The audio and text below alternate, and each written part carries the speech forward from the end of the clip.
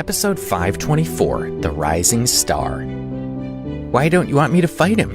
Alex asked, sitting up straight. "Do you think I can't beat him?" "That's not what I mean," Jeffrey replied with a gentle smile. "I'm just saying that you're the president of the Baltimore Martial Arts Association, so naturally you're a very busy guy. You don't need to dirty your hands with the ghosts when we can take care of them for you." Will chuckled. "Who does that Jacob think he is?" he said. "Does he really have the gall to challenge Alex? He's been a nuisance by sending his lackeys after us. Alex doesn't need to waste his time on them either. I'll put together a list of all the known ghosts and we'll deal with them. Alex already took Drew out of the picture, and we can handle the others." "Alex, you just became the president," Edward said.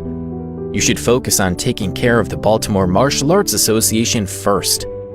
We can deal with Jacob later. Most of us are young and he's an old man, so time is on our side.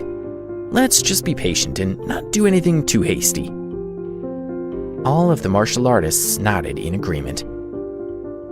"I think you're very close to being able to fight Jacob, but it's best to train a bit more to make sure you can take him out," Jeffrey said, looking off into the distance. "Jacob has been an infamous presence in the martial arts community for decades now," Rufus chimed in. "No one knows the true depth of his skills, so you should be careful. He knows that your skill is increasing very fast, and is jumping at the opportunity to cut you down while he still can. Don't take the bait." "What he said," Edward added. "Bravado is dangerous against a guy like Jacob. We should wait to take him on until we're sure that Alex is ready. We don't need to fight him on his schedule. Let's make him wait." After assessing what they knew of Jacob's skill and power, the martial artists felt excited that they might someday get to witness a duel between the martial arts legend and a legend in the making. But they knew that even the combined strength of the Baltimore Martial Arts Association members was nowhere near as powerful as the most powerful ghost. Their stomachs turned at the thought of Jacob cutting Alex down in his prime. "Please think about it," Rufus said, and everyone nodded. Alex paused for a few seconds before standing up and looking around at everyone. "You all think too much," he said, sighing. "If you want to fight, you should fight. And I want to fight Jacob." He turned to Russell. "Write a message saying that I accept Jacob's challenge, and give it to the ghosts to bring it back to him." Everyone's eyes fixated on Alex's resolute face. They could practically see the burning flame in his heart, and they felt their blood start to boil with excitement. "We're a lot alike," Clark said with a big grin, slapping the table in front of him. "Once you have your mind set on something, no one can possibly talk you out of it. Let's do this." He had sat quietly while the others had tried to dissuade Alex from accepting the challenge. What a bunch of wimps, he had thought. Don't they believe in Alex? But when Alex said he would fight anyway, Clark's face began to beam. He saw a younger version of himself in Alex, and he would do everything he could to support him. "I don't agree with Edward and the others," Oscar said, leaning forward in his chair. "I'll follow Alex no matter what, but I support his decision unconditionally.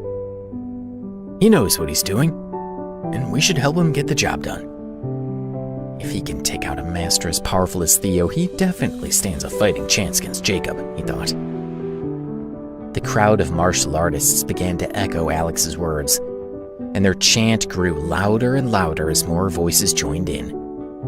"If you want to fight, you should fight," they shouted in unison. "Don't worry about me," Alex said, smiling. "I can beat any enemy I set my eyes on. Just trust me."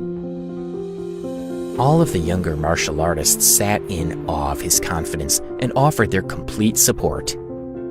They had never seen anyone as sure of their own abilities as Alex was at that moment. "Jacob is taunting the Baltimore Martial Arts Association and causing us all sorts of trouble," Alex said. "Since he's normally hiding in the shadows, this battle is our best shot at taking him down. If we can't stand up for ourselves in an honorable battle, then we're nothing more than an embarrassment to the entire martial arts community. I'll never let the association fall apart while I'm in charge, and I'll never let the ghosts win without putting up a fight. Send the message to Jacob that I accept his challenge, and let's prepare for battle." As soon as Alex had accepted Jacob's challenge, the martial artists excitedly discussed the upcoming battle. Very few people knew that their president was already a master, and they thought he was crazy for challenging a legend like Jacob.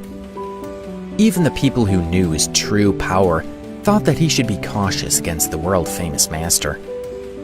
When Jacob was 38 years old, he had a duel with Tyson Slade of the Blood Brothers gang, and he had managed to severely injure Tyson with his swordsmanship skills. Tyson had been convinced that Jacob must have learned his unparalleled special technique through many years of practice all over the world. The two masters had never met again, and no one knew if Tyson had dared to challenge Jacob after his initial defeat. He may have died before he felt he was strong enough to take Jacob on. Alex had been strong enough to defeat Tyson, but Jacob was clearly more powerful and had been training non-stop for many years. The disciples feared that Alex's youth and confidence would be his downfall against this seasoned master. Although some people believed that Alex was a master, they still had sneaking suspicions that he was embellishing his skills with special effects and props to make his abilities look far more powerful than they truly were. They thought he had a death wish and didn't value his life, and they worried that he would die in battle before he could reach his true potential. Meanwhile, Alex didn't have a care in the world, as others were busy fretting about him. In fact, his confidence had only increased after he had accepted Jacob's challenge.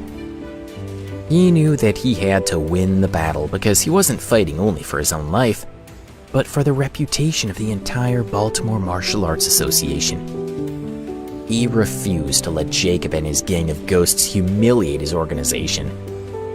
He had been practicing martial arts under the glow of the moon for many months as he refined and strengthened his inner power. The ancient energy of the Moon Palace coursed through his veins. He believed no matter how terrible of an opponent Jacob was, his martial arts skills would lead him to a decisive victory.